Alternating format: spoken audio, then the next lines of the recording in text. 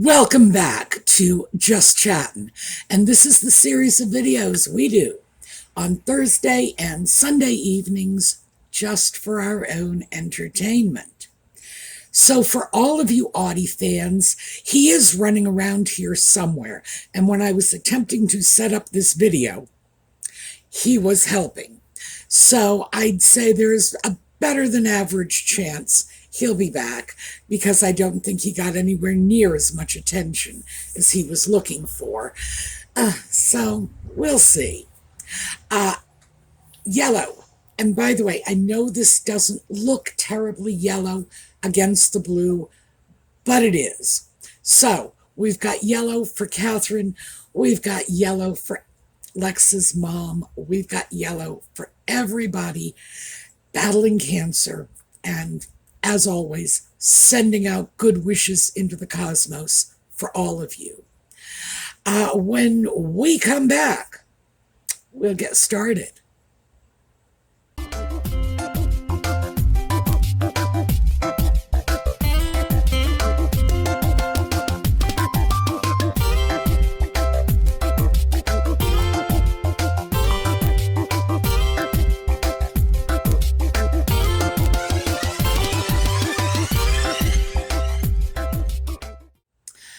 So, I've got a bunch of sort of gossip stories, and all of the sources are in the video notes below.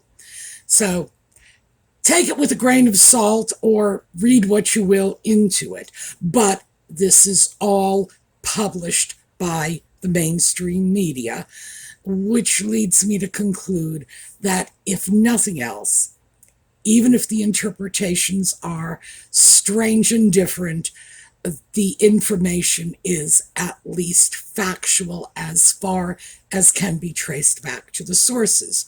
Why do I say that? Well, Nutmeg and the Sock Puppet have a long track record for suing anybody who prints anything they don't like. So one has to assume that the stuff is being checked out, but also a couple of these items are coming from Nutmeg's favorite go-to publicity magazines. So let's start with one of my favorites of this. Rob Jobson has written a book about Catherine, Princess of Wales, and in this book, he goes into an interesting little, I don't know, I guess digression, if you will. And he claims that he has gotten this information from a source close to Nutmeg, that when she and Harry were dating and she first saw the apartment in which William and Catherine were living, this apparently just made her brain explode, because Harry, at the time, was living in Nottingham Cottage, not Cot, which is another of the Grace and Favor apartments, or as Nutmeg would have it, housing units. That it's royal-owned property that is given out at reduced rents, sometimes absurdly reduced rents, as favors to people, grace and favor. So one of the previous residents of Nottingham Cottage was Marion Crawford, and that's Crawfie, the late Queen's nanny. And Crawfie was nanny to Elizabeth and her sister Margaret. And she was much beloved, not just by the Queen, but this apartment was provided by Elizabeth's mother for Crawfie. So there you go. Oh, also, Queen Mary, Elizabeth's grandmother, apparently decorated the apartment in a Victorian style, which apparently Crawfie adored. And it's also important to remember that Queen Mary was a very acquisitive woman. She was someone with, I'm not going to say she had great decorating sense. I don't think any of them do. I've seen photos of Balmoral, just as one example. But she certainly had an eye for stuff. And if she decorated it, one has to assume it was very nicely done. Now, Nottingham Cottage was and I assume still is 1,300 square feet, and the sock puppet was living there alone. That, in other words, this was not a marital home for him. This was something they referred to as his bachelor pad. However, prior to his occupation of the property, William and Catherine lived there. That was their first marital residence, and they were there for 2 years until after George was born. So it was apparently deemed sufficient, not just as a bachelor pad or a retirement home for the Queen's former nanny, but enough for William, now Prince of Wales, but at the time, no, not because Charles was Prince of Wales then, but nevertheless, the person expected to eventually come to the throne. Sufficient for him, his wife, and they actually had a baby before they ended up moving out. So I'm just throwing that out because I want a clear understanding, a bit of perspective on this. In the United States, we have, in general, much larger living spaces than anywhere in the rest of the world, with the exception of Australia and possibly Canada. Because I think we are number 3, and I think Australia beats us out by quite a bit because they have a tremendous amount of space there. And Canada beats us out by a little bit. But so if we just throw ourselves in as North Americans, yeah, we have a lot of space here. And I would have to say that 1,300 square feet is not considered a broom closet here, not by a long shot. It's certainly perfectly adequate for a single person or a single person who moves a girlfriend in, subsequent to having received the place. Because that's another thing we have to remember. This was not given to the sock puppet as a marital home. He was not married. This was his bachelor pad. Comes out of the army, somewhere for him to live. 2 bedrooms, 1 bath. And yeah, I would have to say I wouldn't want to have to raise a family in a 2-bedroom, 1-bathroom place, but there are plenty of people who could do it and are doing it every day with no discomfort. So Nutmeg goes to see where William and Catherine are living, which is apparently 20 rooms. It's their London residence. 20 rooms, and apparently that's where the problems started. Nutmeg seems to have decided that William and Catherine were materially much better off than she and the sock puppet. Keep in mind, they were not married. She was nothing but the sock puppet's girlfriend, and I'm sure many people were hoping that wouldn't last very long. And this is where the jealousy, the rivalry comes in. Because, yes, despite the fact that Nottingham Cottage is a perfectly lovely place, it's not going to compare to the 20-room digs that William and Catherine had after they had produced the next heir. So what can you say? These are gifts These grace and favor homes belong to the family. They are given out not just to members of the royal family, because the example of Crawfie being there. Oh, and Diana's sister Jane and her husband were there as well for a period of time. And as I'm sure we will all recall, Princess Eugenie and her husband were expected to have moved in after Nutmeg and the Sock Puppet vacated, although they are members of the royal family. But these are grace and favor. These are just handed out, apparently like Halloween candy. But they are favors. No one is entitled to this. No one is due this as their divine right. And that's the part that sort of astonishes me, that Nutmeg as an American, because we do not have that same sense of daddy has money and you need to be living high off the hog too. We have a different ethos about this. We believe that you go out, you earn your own, you take care of yourself. And if Nutmeg did not believe that that was true as far as she was concerned, then when she was making megabucks working on suits, why wasn't she taking care of her father, her mother? Lord only knows where her mother was in this period, and her brother and sister. No.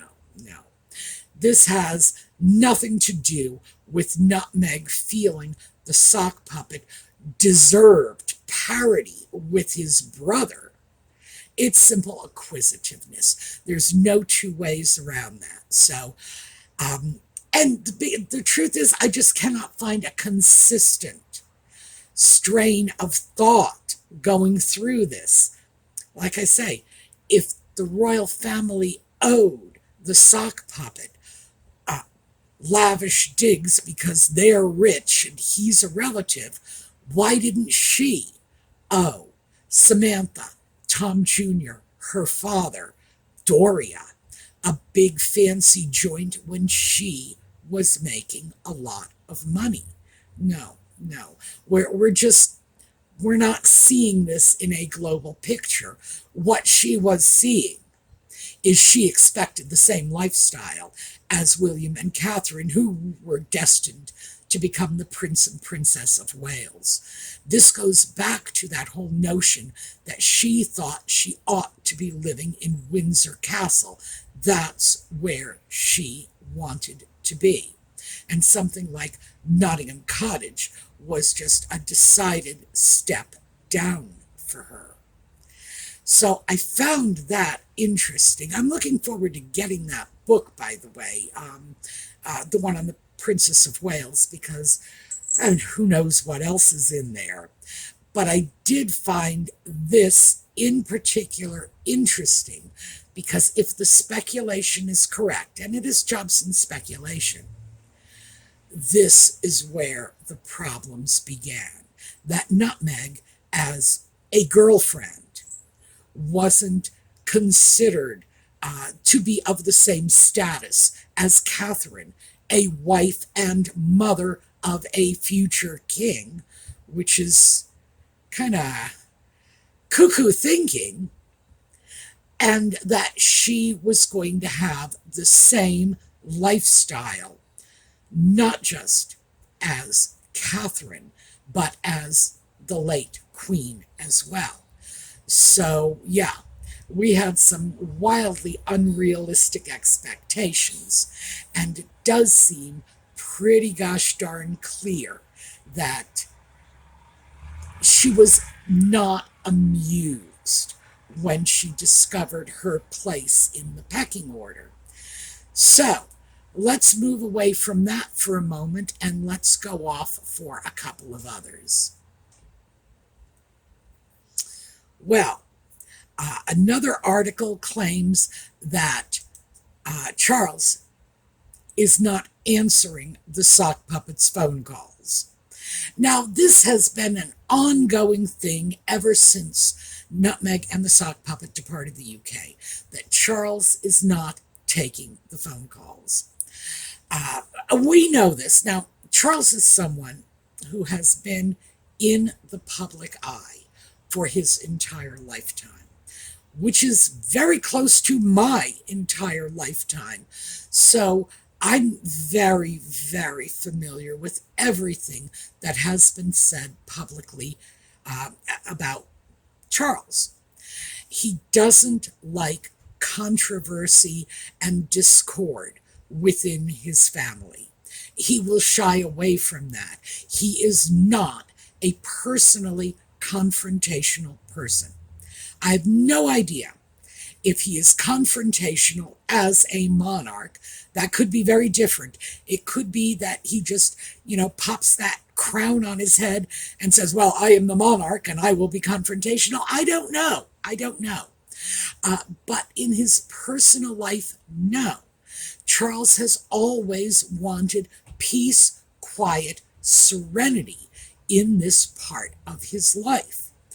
And just as an aside, personal opinion here, I have often felt that was his attraction to Camilla, that Camilla never offered him confrontation or upset, excitement, if you will, of any sort, that Diana was wildly volatile. And we know this. Diana, from her own words, was extremely emotional, often very upset, and throwing things at him. Camilla was not. Camilla has a completely different temperament.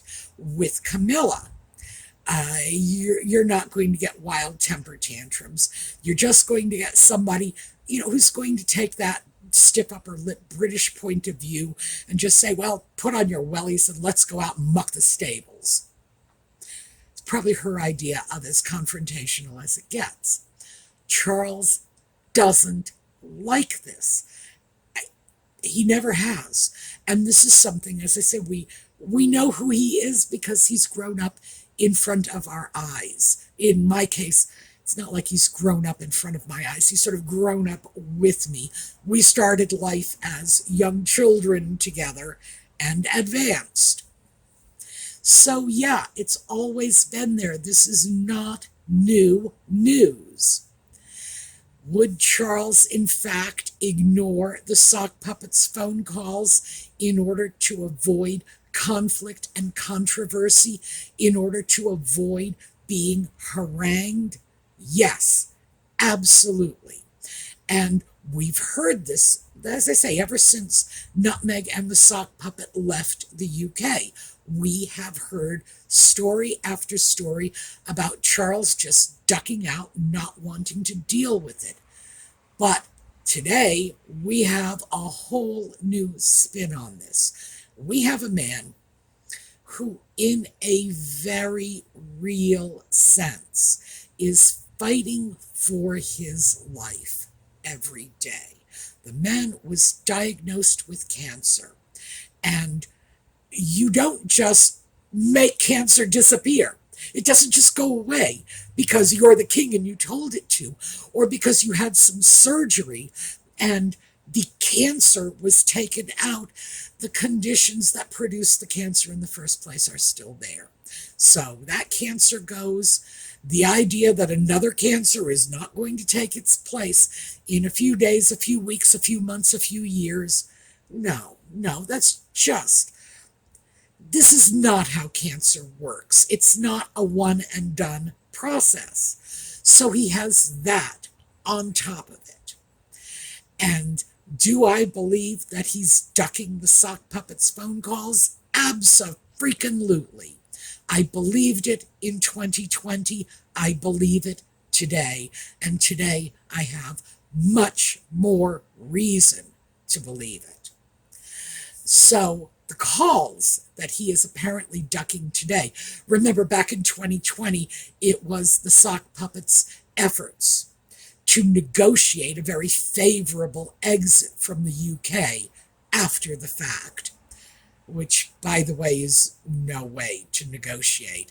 Sock puppet cannot be very bright to have thought that, hey, you fire off your guns and then you sue for terms. No, no. You hold your guns in reserve. You sue for terms. He's not bright. What can I say? Anyway, what they are arguing about now is the sock puppet's continued obsession with getting the taxpayer funded security for himself and his family. And he just recently escalated that in this Tabloids on Trial interview when he said he's not bringing his wife back because some crackpot is going to stab her with a knife or throw acid at her because of something they've read in the press. It's like, this boy watches way too much TV. So he's still pushing for the security. And clearly, remember, that was Tabloids on Trial when he's talking about the threat to his wife. He's conflating these two issues. So, for the sock puppet, suing the tabloids into non-existence, which is clearly his goal, stifling a free press to inhibit anyone from ever saying anything about him ever again, unless, of course, he wants them to, because he does those pap walks just like the little wife does. That and the security, taxpayer-funded security, they're the same. He's starting to just, as I say, conflate them. They're becoming one issue in his mind. And that issue of security is apparently what Charles is trying to retreat from because, first of all, there's nothing he can do about it. This is not an issue that falls within the province of the king's authority. This is a matter that is decided within the courts. They have protocols in place. The idea that he could somehow change this is just, it's stupid. He is not Henry VIII. This is not the 16th century. Charles doesn't just get to stand up on a red velvet cushion and say to everybody around him, this is what I say, you do it or off with your head. That's just not the way it works anymore. So, Charles is retreating from this, understandably, and clearly the sock puppet is not amused because he's poking that bear again and again and again. And by the way, I think eventually what will happen is he will push too many buttons and he's going to find that he won't like his father's response when Charles is eventually backed into a corner on this. As I said, I don't think Charles likes confrontation, but I have no idea how the King of England is going to take to being pushed into a corner. So, and that's become a big deal that is getting picked up by the mainstream media. So, what are the watch points on this? One, every source I've read, I'm quoting two of them in the notes, but it's all over the place. Go check it out for yourself. Every source I've read on this particular issue is saying the same thing. Taxpayer-funded security. They are stressing this. So this means they have completely dismissed the sock puppet's lame contention that he wants to pay for this himself. Apparently that is just off the table, and that story has been scuttled about as well as you can scuttle any story. No, he's not going to be paying for this. No, he never offered that going in. He only offered it later when he was called out for demanding taxpayer-funded security while he's off living his best life in Disneyland. No. It's not possible to privately rent out Scotland Yard for your own personal protection. What kind, well, I was going to say what kind of idiot thinks it is, but I think we already know the answer to that question. Yes, we know what kind of idiot thinks this is possible, but he's still pressuring, and he's not going to stop. Okay, meanwhile, we have yet another spin on this same story, which is Nutmeg is allegedly trying to get the sock puppet to back off his obsession with the security and, suing everybody and la la la. And this is very interesting because even though she is trying to persuade him not to antagonize his family because she's such a peacemaker, we all know this. That's the story she's putting out, though, so that this is all falling squarely on the sock puppet's shoulders, and she's not getting blamed for the controversy, the confrontation, and the alienation of his family. She's got to send her story out there. Even as we look at this, she's still not going back to the UK. The sock puppet is apparently going back, it is alleged at least, in September, and he has begun setting up tentative meetings with people when he goes back because he wants to reconnect with friends. And the stories coming out are all over the place, including one that he wants to meet with Princess Anne, presumably to untangle his inheritance. And Princess Anne allegedly has control over when that money is handed to the sock puppet. It's his, but she decides when he gets it. So apparently that's the big deal. Why would he go back to the UK? Money. Yes, that makes sense to me. Is Nutmeg going to go? No, even though there's a bunch of dollars and pounds and whatever attached to this. No, she's staying in the US. She's done with the UK. And even this article, which is from InStyle, and as we all know, that's one of her favorite PR outlets. Even that one says she doesn't want to get heckled the way she was the last time she was there because it hurts her delicate feelings. It's like, yeah, well, you don't want to get heckled. Don't behave like some, oh, I don't know. I don't even know what she's behaving like. Don't behave like some troll somebody just dragged out from under a bridge. Don't be vicious. Don't lie. Stop the pap walks. Stop trying to steal the limelight from your husband's family. By the way, after marriage becomes your family. I got a laundry list. Boy, I could advise her on how not to get heckled all day long and still not run out of tips. So that's what we have in our gossipy sort of section. We have the source, allegedly, of the feud between Catherine and Nutmeg. Nutmeg was simply wildly jealous that Catherine had a better life as the wife of a prince, as opposed to Nutmeg as nothing but the live-in girlfriend of a prince. Oh my, what a surprise that is. But apparently Nutmeg bitterly resented it. So we're starting to hear that all of these stories that state that she just wanted the brass ring in every sense of the word. She wanted to live in Windsor Castle. She wanted all of the bells and whistles, including those reserved for the Queen, reserved for the Prince of Wales, reserved for the Duke of Cambridge, etc.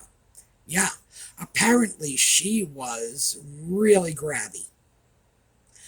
And then we have the sock puppet not being received by his dad, who seems to be too busy or otherwise occupied to take his phone calls because Charles is feeling beleaguered. We can all relate to that. And then finally, our last little bit of gossip is Nutmeg distancing herself from all of the chaos and the lawsuits. And she is now the one saying, let's make peace, dear. Yeah, right. Okay, that's what I have for you today. Audie did not turn back up again. I thought he was going to. For a while, he was sitting by my feet, but he decided against hopping up into my lap. I'm not going to complain. It's nice to be able to get a video done without a cat photobombing it. Okay, I hope to see you all next time. We're going to take a look at a slideshow on the way out. And meantime, have a terrific day.